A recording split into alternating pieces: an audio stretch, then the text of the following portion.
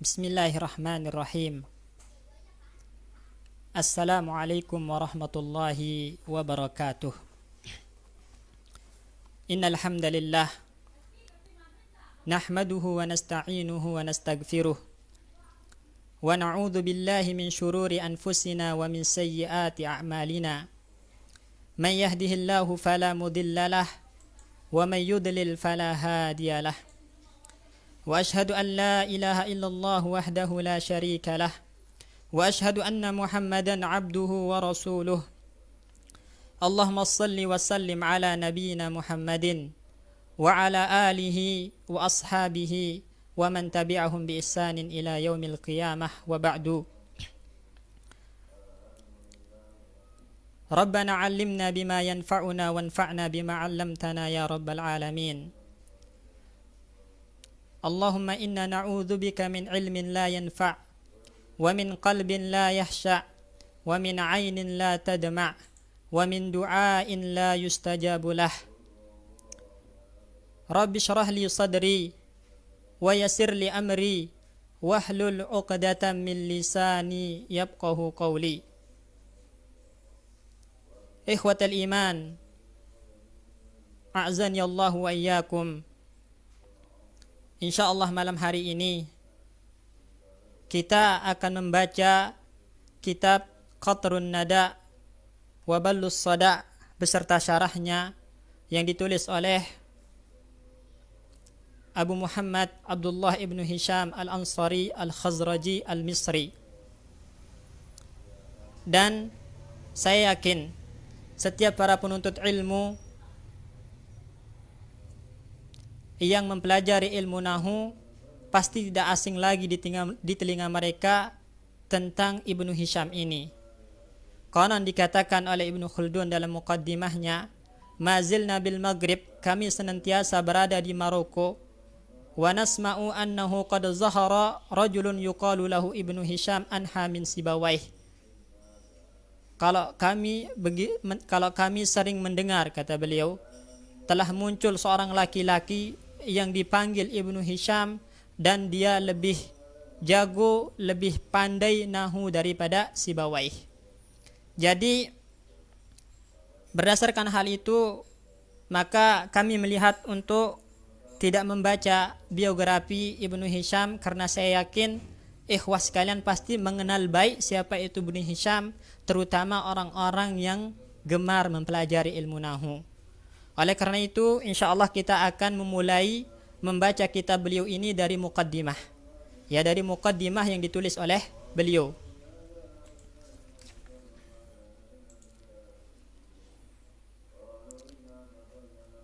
Di sini berkata Ibnu Hisham rahimahullahu ta'ala, Bismillahirrahmanirrahim. Di sini Ibnu Hisham memulai kitabnya dengan basmalah. Hal itu disebabkan beberapa faktor.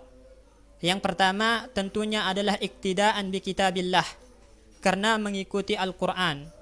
Kita ketahui teman-teman sekalian bahwasanya Allah Subhanahu wa taala memulai Al-Quran dengan basmalah, dengan bismillah. Ya, dalam Fatihatul Kitab Allah Subhanahu wa taala mengatakan Bismillahirrahmanirrahim, Alhamdulillahirabbil alamin, Arrahmanirrahim, dan seterusnya. Meskipun ada khilaf di kalangan para ulama apakah basmalah ini termasuk ayat dari surat Al-Fatihah atau bukan, tapi yang pasti Allah Subhanahu wa taala memulai Al-Qur'an dengan basmalah. Maka alasan pertama kenapa para penulis ulama dan Ibnu Hisham memulai kitabnya dengan basmalah adalah iktidaan bi kitabillah, karena mengikuti Al-Qur'an. Kemudian yang kedua, iktidaan bi sunnatil fi'liyah, karena mengikuti sunnah fi'liyah Rasulullah sallallahu alaihi wasallam. Dan kita ketahui bersama Rasulullah sallallahu alaihi wasallam dalam riwayat Bukhari, ketika beliau menulis risalah maka diawali dengan Bismillahirrahmanirrahim, sebagaimana risalah beliau kepada Heraklius. Bismillahirrahmanirrahim, min Muhammadin ila Herakla azimir Rum, dari Muhammad kepada Heraklius azimur Rum. Nabi SAW dalam risalah ini memulai dengan basmalah. Jadi faktor kedua adalah iktidaan bisunnatil fi'liyah, mengikuti sunnah fi'liyah Rasulullah sallallahu alaihi wasallam. Kemudian juga di antara alasan kenapa sebuah kitab diawali dengan basmalah itu adalah tabarrukan bismillah, untuk mencari berkah nama Allah Subhanahu wa taala. Kemudian juga sebagai bentuk isti'anah, memohon pertolongan kepada Allah Subhanahu wa taala, karena ba dalam lafaz bismillah di sini tufidul isti'anah wal musahabah. Ya, tufidul isti'anah wal musahabah. Dan kita harus mengakui, ikhwas sekalian, kalau kita tidak akan pernah mampu menuntaskan sebuah kegiatan atau menyelesaikan sebuah hal kecuali dengan adanya ma'unah, dengan adanya pertolongan dari Allah Subhanahu wa taala dan taufiknya. Kemudian juga memulai sebuah kitab atau sebuah risalah dengan basmalah itu adalah merupakan da'bus salaf wa sunnatil muallifin. Ya, merupakan tradisi para salaf dan sunnahnya para penulis. Ya, para penulis kitab, para penulis buku, pasti mereka memulai risalahnya dengan basmalah. Jadi itu beberapa faktor yang menyebabkan sebuah kitab diawali dengan basmalah. Kemudian di sini Ibnu Hisham rahimahullahu taala mengatakan, alhamdulillahi rafi'id darajati liman in khafadha li jalalih wa fatihil barakati liman intasaba li syukri ibdalih wassalatu wassalamu ala man maddat alaihi al-fasahatu riwaqaha wa shaddat bihil balaghatu nitaqaha al-mab'uthu bil ayatil bahirati wal hujaj al-munazzal alaihi Qur'anun arabiyyun ghairu dhi iwaj wa ala alihi al-hadin wa ashabihi alladhina syadud din wa syarrafa wa karrama. Di sini Ibnu Hisham memulai setelah mengucapkan basmalah, beliau mengatakan alhamdulillah, segala puji bagi Allah Subhanahu wa taala dengan pujian yang dilandaskan kepada ta'zim, pengagungan dan mahabbah kecintaan. Jadi segala pujian yang dilandaskan pada ta'zim, pengagungan dan mahabbah itu adalah hanya Allah Subhanahu wa taala yang berhak. Karena al dalam lafaz alhamdu di sini tufidul istighraq. Artinya semua pujian-pujian yang dilandaskan kepada pengagungan dan kecintaan itu lillah. Ya, Allah yang berhak. Karena huruf jar dalam lafzul jalalah lillah ini tufidul istihqaq. Ya, tufidul istihqaq. Artinya Allah Subhanahu wa taala yang berhak. Rafi'id darajati, ya Allah Subhanahu wa taala mengangkat derajat-derajat liman in khafadha li jalalih, bagi orang yang tunduk kepada keagungannya. Wa fatihil barakati, dan Allah Subhanahu wa taala yang membuka pintu-pintu keberkahan liman intasaba li syukri ibdalih, bagi orang-orang yang senantiasa bersyukur atas keutamaan Allah Subhanahu wa taala. Kalau kita perhatikan ikhwatal iman, ya, redaksi atau ibarah yang dipakai oleh Ibnu Hisham dalam khutbah ini atau dalam muqaddimah ini menunjukkan kalau muqaddimah beliau ini dinamakan dengan bara'atul istihlal. Ya, dinamakan dengan bara'atul istihlal. Karena perlu diketahui, muqaddimah itu ada dua macam. Ada muqaddimah yang dinamakan dengan khutbatul hajah, yaitu ketika kita mengatakan innal hamdalillah nahmaduhu wa nasta'inuhu wa nastaghfiruhu dan seterusnya, ini namanya khutbatul hajah. Kemudian yang kedua ada istilahnya dengan bara'atul istihlal. Apa itu bara'atul istihlal? Muqaddimah yang mengisyaratkan kepada isi yang dibahas dalam sebuah kitab atau ceramah. Ya, di sini nampak dari ibarah atau siyak yang dibawakan Ibnu Hisham kalau muqaddimah yang dipakai beliau di sini adalah muqaddimah bara'atul istihlal. Ya, dan itu kita bisa pahami dari ucapan beliau rafi'id darajati. Kata rafi' itu mengisyaratkan kepada marfu', ya, liman in khafadha li jalalih. Kata in khafadha itu mengisyaratkan kepada khafat atau jar. Wa fatihil barakati liman intasaba li syukri ibdalih. Fatihil barakat, fathah yang merupakan tanda dari nasab, diambil dari kata intasaba. Maka ini ada sebuah isyarat kalau yang akan dikaji oleh Ibnu Hisham dalam kitab ini adalah nahu. Ya, oleh karena itu muqaddimah ini dinamakan dengan bara'atul istihlal. Ya. Kemudian wassalatu wassalamu ala man maddat alaihi al-fasahatu riwaqaha. Ya, salawat serta salam semoga tercurahkan kepada orang yang paling fasih lisannya, wasyaddad bihil balaghatu nitaqaha, orang yang paling sesuai dengan waqi', dengan realita ucapannya, yaitu Rasulullah sallallahu alaihi wasallam. Rasulullah sallallahu alaihi wasallam itu sebagaimana kata beliau, ya, diberikan jawami al-kalim. Ya, jawami al-kalim yaitu al-fasahatu fil alfaz wal balaghatu fil ada. Ya, fasih dalam lafaz-lafaz dan kalimatnya serta balik dalam adanya. Itulah Rasulullah sallallahu alaihi wasallam. Al-mab'uts bil ayatil bakhirati wal hujaji, yang mana Allah Subhanahu wa taala mengutus beliau dengan ayat-ayat, dengan tanda-tanda yang jelas dan argumentasi yang tidak bisa terpatahkan, yaitu Al-Qur'an Al-Karim. Makanya orang-orang Arab, ya, yang mana mereka adalah orang-orang yang bangga dengan kefasihan mereka, tak mampu untuk menandingi Al-Qur'an. Bahkan meskipun mereka bahu-membahu, tolong-menolong untuk mendatangkan yang serupa dengan Al-Qur'an, mereka tidak akan mampu. Ya, walau kana ba'duhum ala ba'din zahira, meskipun mereka bahu-membahu, tolong-menolong untuk mendatangkan yang serupa dengan Al-Qur'an, mereka tidak akan mampu. Ya. Al-munazzal alaihi Qur'anun Arabiyyun ghairu dzi'iwajin, yang Allah turunkan kepadanya Quran Arabiyyun, yang mana Al-Quran ini berbahasa Arab, dan bahasa Arab itu adalah asyraful lughah, bahasa yang paling mulia, ya, wa azamuha wa awsa'uha, yang paling agung, yang paling luas. La yukhitu biha atau la yukhitu bihi illa nabi, tidak ada yang bisa menguasai bahasa Arab secara menyeluruh itu kecuali Nabi. Ghairi dzi'iwaj, ini sifat dari Al-Quran. Al-Quran itu tidak ada yang nyeleneh, tidak ada yang menyimpang di dalam Al-Quran. Semua yang ada di dalam Al-Quran itu adalah petunjuk yang lurus. Wa ala alihil hadin. Alihi, kata alihi di sini yang dimaksud adalah bisa ahlu baitih, keluarga Rasulullah sallallahu alaihi wasallam. Bisa juga yang dimaksud di sini adalah atba'u millatih, yaitu pengikut Nabi sallallahu alaihi wasallam, maksudnya umat Islam.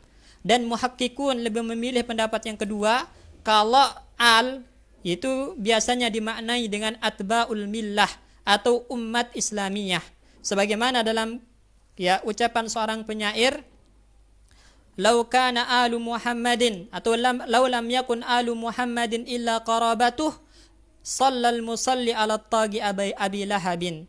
Seandainya kalau alu Muhammadin, ya, itu tidaklah kecuali kerabatnya, maka tentu setiap orang yang bersalawat itu bersalawat kepada Abu Lahab yang kafir. Oleh karena itu, al di sini kata beliau, alun nabi hum atba'u millatih, katanya. Alun nabi itu adalah atba'u millatih, pengikut agamanya. Man kana min arabin minhum wa min ajami, baik dia orang Arab atau ajam, selama dia pengikut Nabi sallallahu alaihi wasallam, maka dia adalah alun Nabi sallallahu alaihi wasallam. Afwan, di sini ada orang selawatan, ya, biasa, habaib. Kemudian wa ashabihi alladzina syaduddin wa syarrafa wa karrama, dan semoga salawat serta salam tercurahkan juga kepada para sahabat-sahabatnya yang menegakkan agama, yang menyebarkan agama.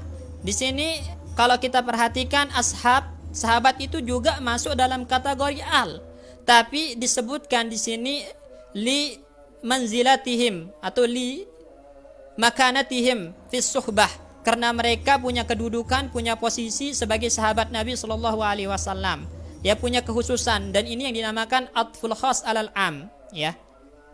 Wa syarrafa wa karrama, ya, semoga Allah Subhanahu wa taala memuliakan dan mengagungkan, ya, mereka.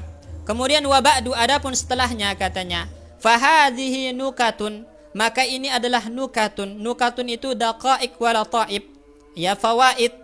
Ini adalah fawaid, faedah-faedah, kaidah-kaidah. Harrartuha ay bayantuha wa katabtuha, yang aku jelaskan, yang aku tulis, ala muqaddimati. Muqaddimah di sini maksudnya adalah matan, ya, asal terhadap matan yang saya tulis, al-musammat, yang saya beri nama dengan qatrin nada wa balis sada. Jadi Ibnu Hisham punya matan matan kitab itu namanya Qatrin Nada wa Ballis Sada. Nampak dari nama kitab ini sendiri telah menunjukkan kalau matan ini diperuntukkan oleh Ibnu Hisham untuk mubtadiin fi zamanih, para pemula pada zamannya.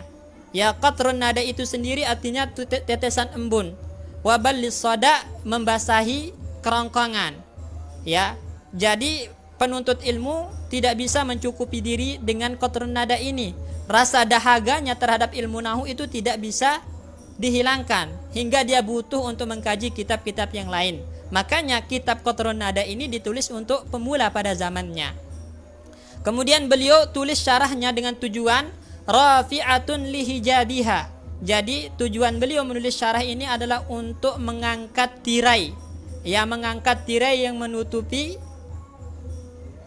kesamaran-kesamaran yang ada di dalam matan ini.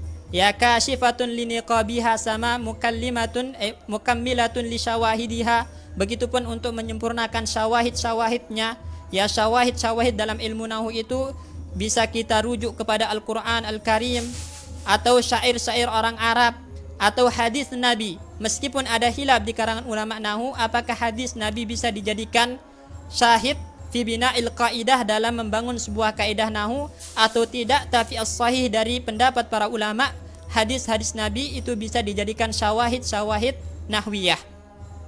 Kemudian tujuan beliau adalah mutammimatun li fawaidiha, untuk menyempurnakan faedah-faedah yang ada dari asal, dari kitab asal, maksudnya dari Qatrun Nada, kemudian disempurnakan faedah-faedah yang ada dengan memberikan syarah. Kafiyatun liman iktasara 'alaiha. Dengan syarah ini maka telah mencukupi bagi orang yang ingin mencukupkan diri dengan syarah beliau. Ya, artinya kalau dengan matan saja tidak cukup, ya. Namun apabila penuntut ilmu mengkaji syarahnya dan dia ingin mencukupkan diri, maka bisa. Ya, bisa mencukupkan diri dengan syarah ini. Wafiyatun bi bughyati man janaha min tullabil ilmi al-arabiyyati ilaiha. Jadi syarah ini juga cukup menjadi bekal untuk penuntut ilmu yang ingin mendalami lebih dalam lagi tentang kaidah-kaidah nahu. Dengan mempelajari syarah ini maka cukup menjadi bekal, kata beliau. Jadi ini adalah merupakan alasan kenapa Ibnu Hisham ya rahimahullahu ta'ala memberikan syarah kepada matannya, kepada muqaddimahnya. Kemudian beliau mengatakan wallahul mas'ul. Ya, Allah Subhanahu wa ta'ala zat yang kita mohon kepadanya an fa'abiha, memberikan manfaat dengan syarah ini, dengan tahrir ini, kama nafa'a bi asliha, sebagaimana Allah telah memberikan manfaat dengan asalnya, maksudnya dengan matannya. Jadi ada matan, ada syarahnya. Matannya Qatrin Nada wa Ballis Sada, ada syarah yang ditulis oleh Ibnu Hisham. Jadi Ibnu Hisham memohon kepada Allah agar Allah memberikan manfaat dengan syarah ini, sebagaimana sebelumnya Allah telah memberikan manfaat kepada kaum muslimin dengan matannya. Wa an yuzallila lana turuqal khairati wa subulaha, dan semoga Allah Subhanahu wa taala memudahkan bagi kita jalan-jalan kebaikan. Innahu jawadun karim, karena sesungguhnya Allah itu Maha Pemurah, Maha Dermawan, Raufur Rahim, Maha Penyayang. Wa ma taufiqi illa billah. Jadi taufik, ya, beliau bisa menyelesaikan kitab ini tentunya dengan taufik dari Allah Subhanahu wa taala. Alaihi tawakkaltu wa ilaihi unib, kepada Allah aku bertawakal dan kepadanya aku berserah diri. Ya, jadi di sini beliau menunjukkan ya ketidakmampuan beliau di hadapan Allah Subhanahu wa taala. Artinya kalau bukan karena taufik Allah Subhanahu wa taala maka beliau tidak akan bisa menyelesaikan syarah ini. Ya, beginilah para ulama tawadu, merendahkan diri di hadapan Allah Subhanahu wa taala. Ini adalah muqaddimah dari beliau dengan istilah yang dipakai tadi bara'atul istihlal, karena muqaddimah itu ada dua macam, ada khutbatul hajah, ada bara'atul istihlal, dan yang dipakai beliau di sini adalah bara'atul istihlal. Kemudian insyaallah kita akan lanjutkan kepada pembahasan pertama. Di sini al-faslul awwalu al-kalimatu wa aqsamuha. Pembahasan yang pertama atau fasal yang pertama adalah kalimat dan pembagian-pembagian kalimat. Ya, at-ta'rifu bil kalimati, definisi kalimat. Shad, yang dimaksud dengan shad di sini adalah aslun, matan. Ya, shad maksudnya aslun atau matan. Al kalimatu qaulun mufradun. Ini adalah matan Qatrun Nada yang akan disyarah oleh Ibnu Hisham. Jadi matan yang pertama adalah matan yang membahas tentang kalimat. Beliau mengatakan al-kalimatu qaulun mufradun. Kalimat itu adalah qaulun mufradun. Kalau kita perhatikan ihwatal iman, ya, definisi yang paling pendek, paling ringkas namun padat dalam mendefinisikan kalimat itu adalah definisinya Ibnu Hisham. Biasanya ulama nahwu ketika mereka mendefinisikan kalimat memilih diksi lafaz. Makanya agak panjang seperti definisi-definisi yang ada, labzun mufradun wudi'a li ma'nan atau labzun mufradun maudu'un li ma'nan. Ya, ketika mereka menggunakan diksi lafaz maka butuh kepada qaid maudu' li ma'na, karena lafaz itu ada yang yadullu alal makna, ada yang tidak menunjukkan kepada makna atau muhmal. Ya, berbeda dengan qaul. Kalau qaul itu pasti lafaz yang memiliki makna. Ya, jinsun qarib yang dipakai oleh Ibnu Hisham di sini. Ya, makanya di definisi beliau di sini adalah definisi yang paling padat dan paling singkat. Ya, ini menunjukkan betapa jelinya Ibnu Hisham, betapa dakiknya pemahaman Ibnu Hisham dalam ilmu nahwu. Jadi, kemudian mufradun, yang dimaksud dengan mufrad di sini adalah ghairu murakkab, ya, yang tidak tersusun. Ya, nanti akan dijelaskan oleh Ibnu Hisham rahimahullahu taala dalam sarahnya. Ini matannya ya. Al-kalimatu qaulun mufradun. Jadi definisi kalimat dalam pandangan Ibnu Hisham itu adalah qaulun mufradun. Adapun definisi yang lain yang disebutkan oleh para ulama itu agak panjang dibandingkan dengan ini, yaitu labzun mufradun maudu'un li ma'nan atau labzun mufradun wudi'a li ma'nan. Kemudian beliau memberikan syarah di sini, tutlaku al-kalimatu fil lughati 'alal jumalil mufidati. Ya, secara bahasa kalimat itu diitlakkan kepada jumlah mufidah. Ya, jadi secara bahasa atau urful isti'mal, urful lughah, itu memang kalimat itu digunakan bukan dimutlakkan, tapi memang digunakan bermakna jumlah mufidah. Bahkan Ibnu Taimiyah sendiri rahimahullahu taala, ya, dalam kitabnya, dalam sebuah kitab, ada kitab namanya Ikhtiyarat Ibn Taimiyah fin Nahwi, itu cetakan Adwa'us Salab. Ada juga Ad-Dirasat Al-Lughawiyah inda Ibn Taimiyah. Itu kalau antum rujuk dijelaskan di situ kalau Ibnu Taimiyah memilih pada dasarnya kalimat itu digunakan untuk jumlah mufidah, bukan kadang-kadang bermakna kalam atau kadang-kadang bermakna jumlah mufidah, bukan. Tapi memang pada dasarnya kalimat itu digunakan untuk jumlah mufidah. Itu yang dikuatkan oleh Ibnu Taimiyah. Karena memang kalau kita perhatikan Al-Quran, kita perhatikan hadis Nabi SAW, kita perhatikan kalam-kalam orang Arab, maka semua diksi kalimat pasti maknanya adalah jumlah mufidah. Misalnya, ya, dalam hadis Nabi mengatakan, ya ammi kul la ilaha illallah kalimatan uhajju laka biha indallah. Kalimah, yang dimaksud dengan kalimah di sini adalah jumlah mufidah. Atau dalam hadis, kalimatani khafifatani ala lisan sakilatani fil mizan. Yang dimaksud dengan kalimah adalah jumlah mufidah. Begitupun dalam firman Allah, qul ta'alu ila kalimatin sawain. Yang dimaksud dengan kalimah adalah jumlah mufidah, yaitu kalimatut tauhid. Begitupun juga dalam firman Allah di sini, kalla innaha kalimatun huwa qailuha. Ada penyebutan kalimat, diksi kalimat. Yang dimaksud dengan kalimah di sini adalah jumlah mufidah, yaitu rabbirji'uni la'alli a'malu salihan fima taraktu. Memang kalau kita perhatikan ternyata kalimah itu tidak digunakan kecuali bermakna jumlah mufidah itu fi asli wad'iha. Ya, ketika penggunaannya atau urful isti'mal, maka kalimat itu bermakna jumlah mufidah. Kemudian dipersempit maknanya oleh ulama nahwu sehingga dalam istilah mereka kalimat itu digunakan untuk al-qaul al-mufrad. Oleh karena itu Ibnu Hisham mengatakan di sini wafil istilahi, nah, al dalam kata istilah di sini al-ahdiyah dhihniyah, maksudnya istilah ulama nahwu. Ya, langsung terbayang dalam benak kita. Dalam mustalahnya ulama nahwu, yang dimaksud dengan kalimat adalah al-qaul al-mufrad.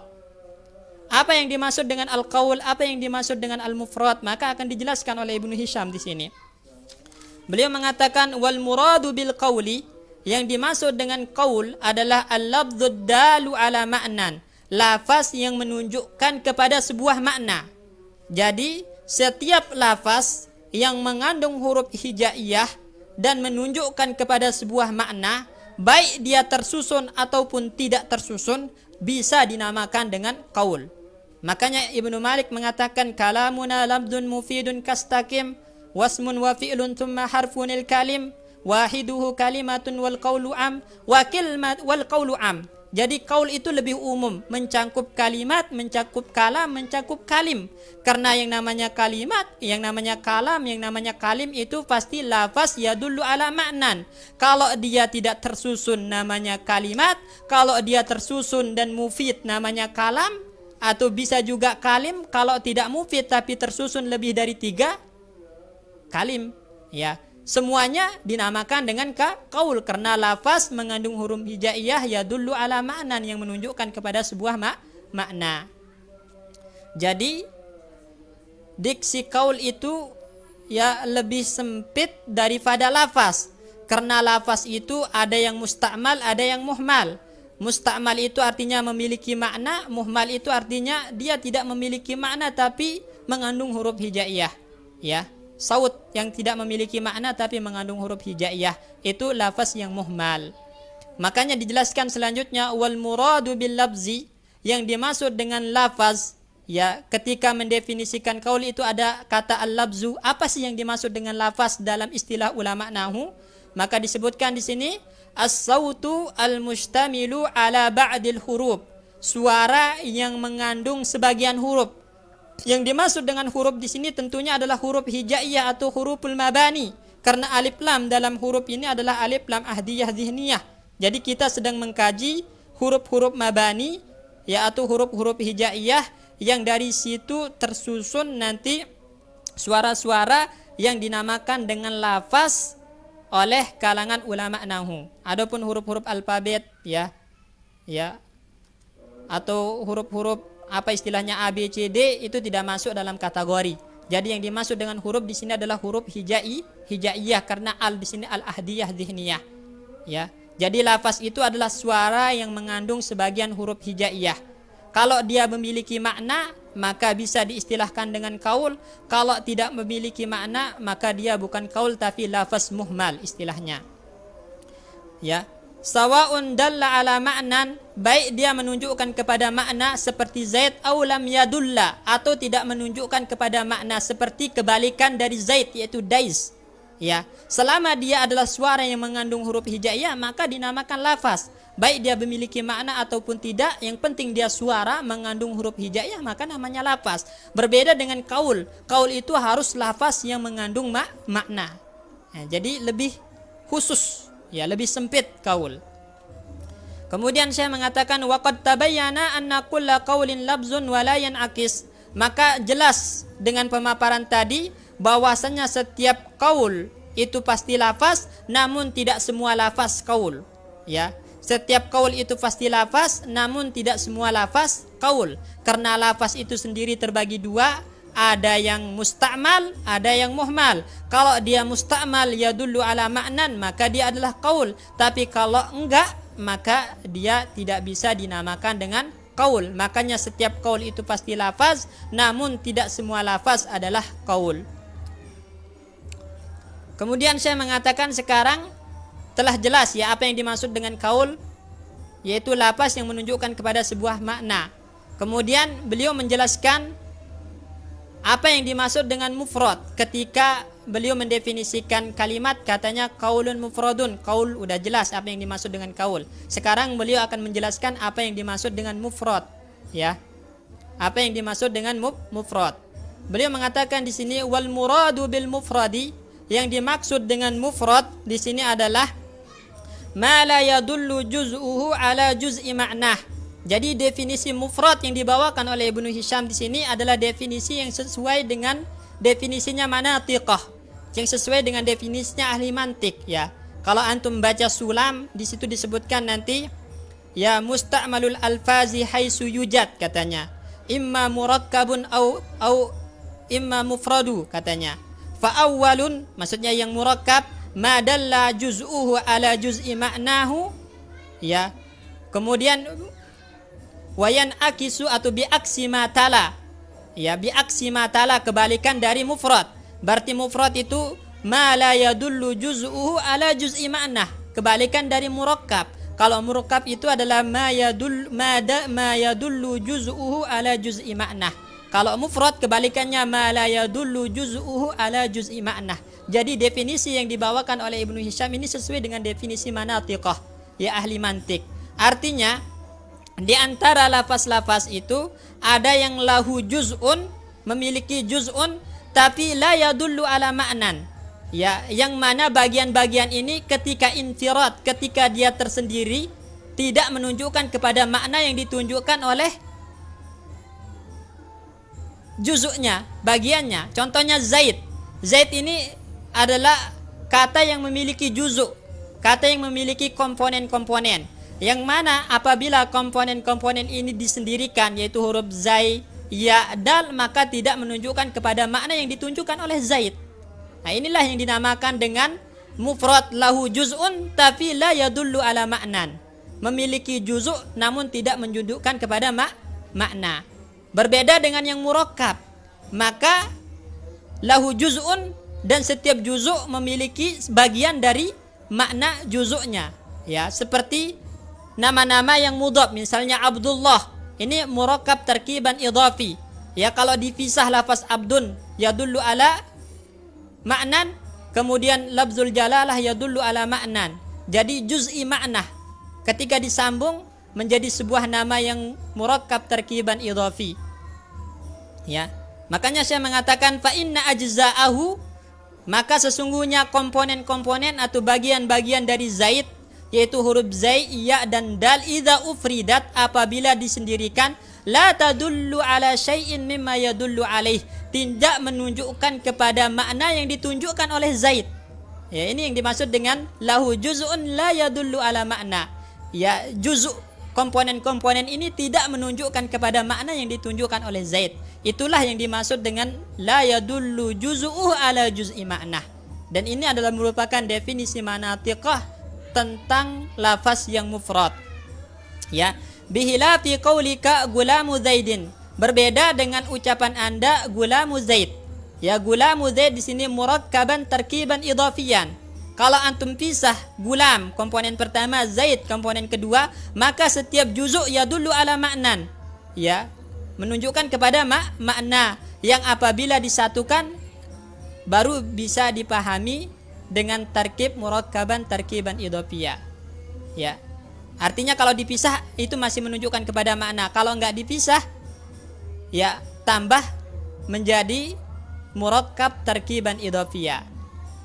Makanya saya mengatakan fa inna kullan min juz'aihi, setiap dari dua bagian kata gulam Zaid ini, wahuma al-gulam, bagian yang pertama al-gulam, bagian yang kedua az-Zaid, dalan ala juz'i ma'nah, dalun ala juz'i ma'nah, menunjukkan kepada bagian dari maknanya. Fahadha yusamma murakkaban. Ya, ini yang distilahkan lahu juz'un wa yadullu ala ma'nan, punya juzuk dan menunjukkan kepada makna. Ya.